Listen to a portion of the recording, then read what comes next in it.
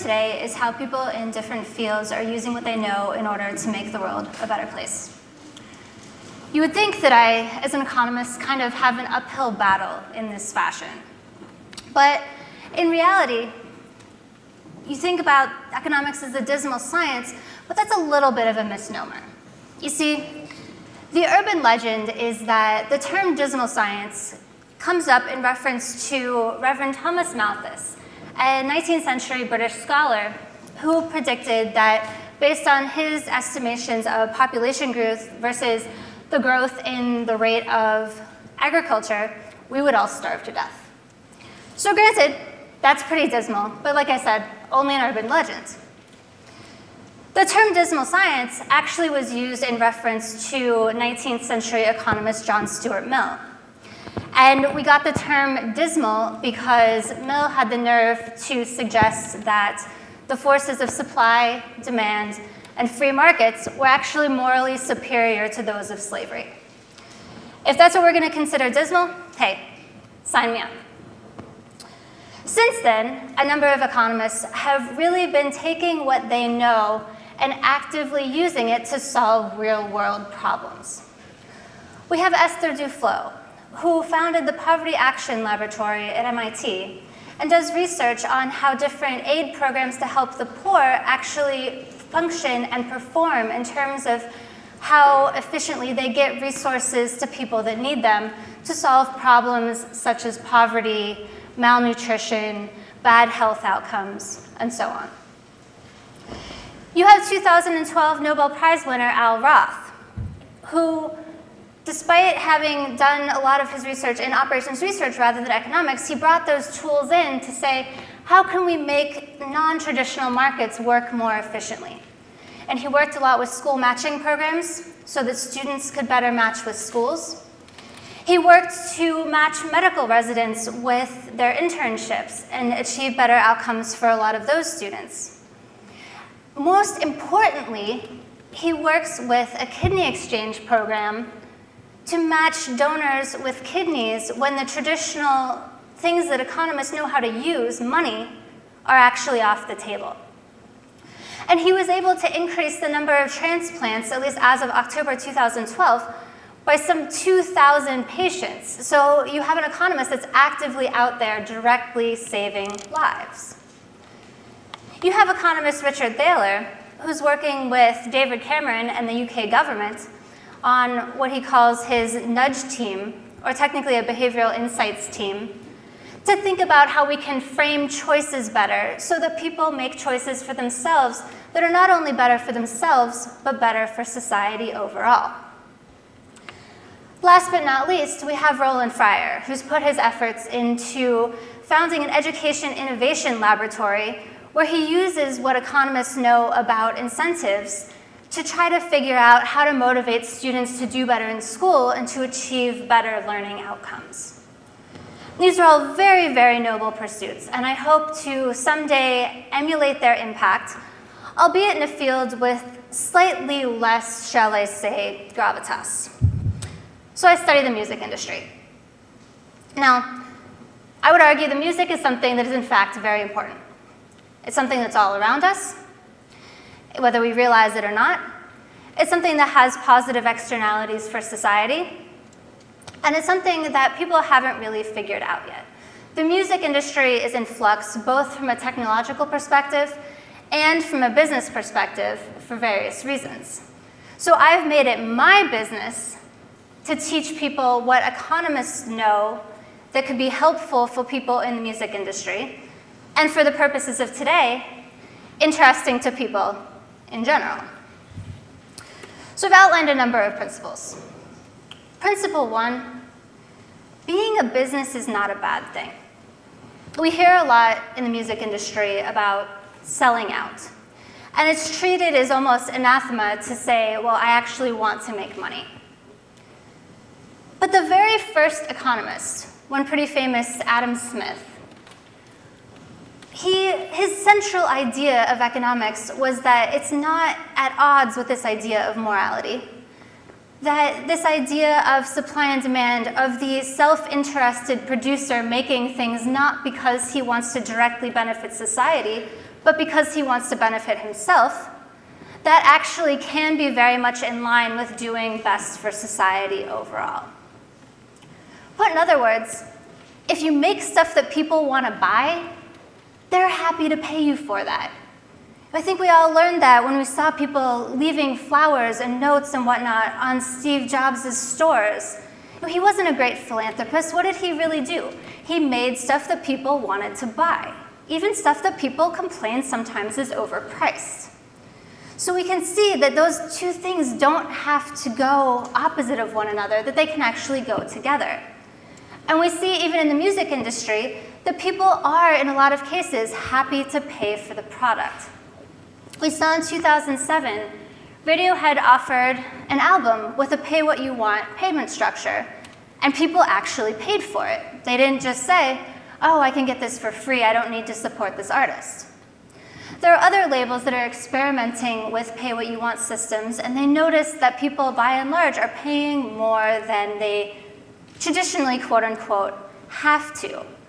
The people are looking for things, they're happy to pay for things that make them happy, and it's just a matter of figuring out how to let consumers do that in a way that's both efficient and, to the degree that it can be, fair.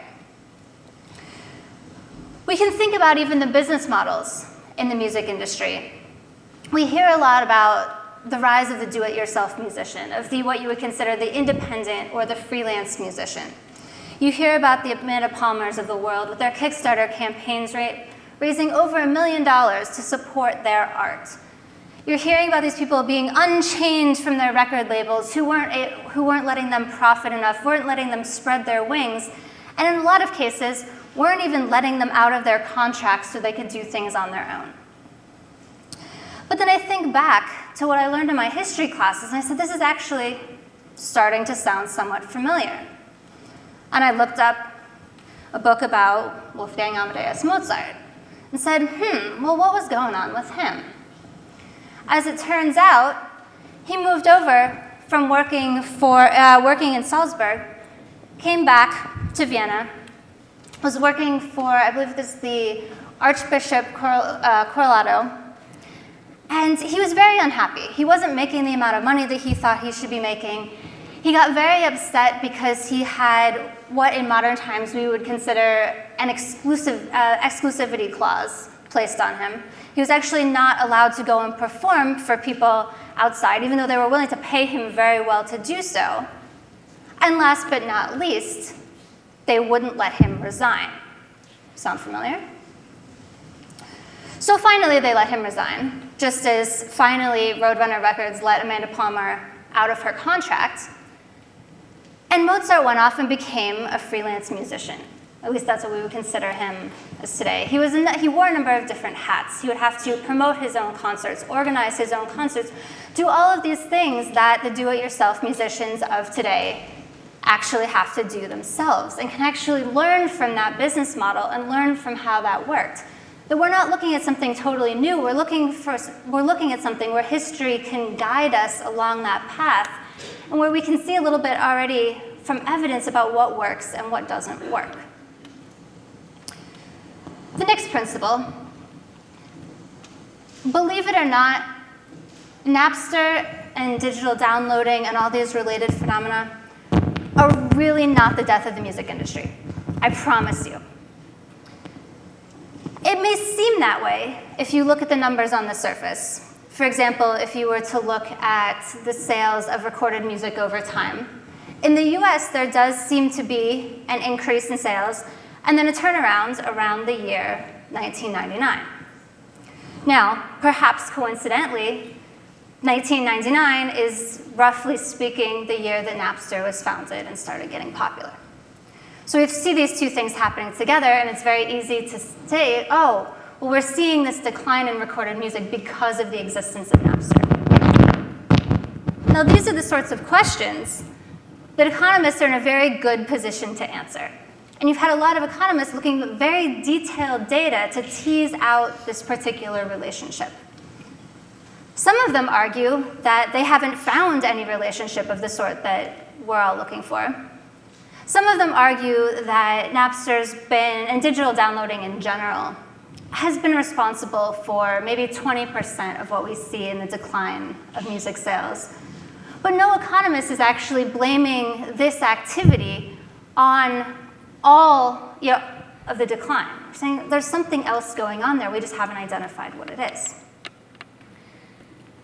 When we think about intellectual property protection in general from an economic perspective, it's important to keep in mind that the goal of this protection is not specifically to help producers.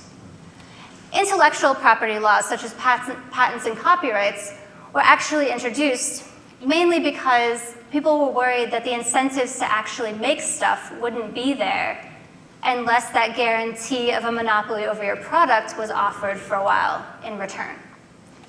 So we can think in the music industry about, well, does the lack of copyright protection, does this weakened protection because of digital downloading, because of piracy, et cetera, does it actually reduce the supply of recorded music? By and large, that answer is no. We actually see more recorded music than we saw 10 years ago. We could ask a follow-up question and say, well, fine, what about the quality of recorded music? Maybe that's going down. And again, that's something that economists look at. And again, it's something that they haven't found evidence for. So what we see instead, if we were to think from an overall societal perspective, yes, the weakened copyright protection because of digital downloading has not helped the producers of music, but it's actually helped society overall because it's resulted in a transfer of surplus or economic value from producers to consumers, and we have new consumers entering the market that either wouldn't or couldn't pay the old prices for music. Not something that the industry likes to hear, but something that's based on very valid scientific principles. The next principle is that contracting is hard. That we see contracts being written in a number of different cases. And in the music industry, we really have to think about contracts with managers, contracts with agents, et cetera. And the musicians have to hire all these different people. And economists understand a lot about how those contracts work and what incentives those contracts can create. For example, for those of you who have read Freakonomics, you may remember that Steve Levitt talks about an example of how houses that get sold by real estate agents for themselves sell at higher prices than those houses that real estate agents sell on behalf of other people. The logic here is that the incentives are different when you're getting every dollar of an increase in purchase price versus if you're only getting 6% of that additional dollar. That same logic holds for anyone who's being paid on a commission basis, those managers, agents, et cetera. And this is something that is important for the musicians and their representatives to understand so that they can effectively contract with others to make sure that everyone is in the game together and not working at odds with one another. And as it turns out, musicians are pretty creative people. That in a lot of ways, they've worked around these problems, probably even in situations where economists or lawyers or people who are traditionally used to looking at these things wouldn't have even thought about. Take the example of all things, Van Halen. There's a very well-known story, as would be typical in the 80s hair band, over-the-top rock genre, that there was a clause in Van Halen's contracts that at every show there was supposed to be a bowl of M&Ms backstage with no brown M&Ms. Very adamantly no brown M&Ms. Very, very stiff penalties in place if any brown M&Ms were to be found. Well, this doesn't seem out of place because, hey, it's rock and roll. But actually, that clause served a very important purpose. The show that they were putting on was really, really dangerous, and every specification in that contract needed to be followed to the letter. It's very costly to check and see if every single specification has been followed, but it's very easy to see if they haven't, if you see either no M&Ms or you see brown M&Ms. It was what economists would call a signal, and it served to more efficiently get at the information that they needed than a typical contract could ever do. So when we start thinking about these frameworks, there's a lot that we can learn, there's a lot that we can share to bring this industry back to functionality, to have artists making their art, to have consumers being able to have that still around. It's just a matter of using these somewhat nerdy principles to learn how to do so. And I don't know about you, but that's something that I don't consider dismal at all. Thank you.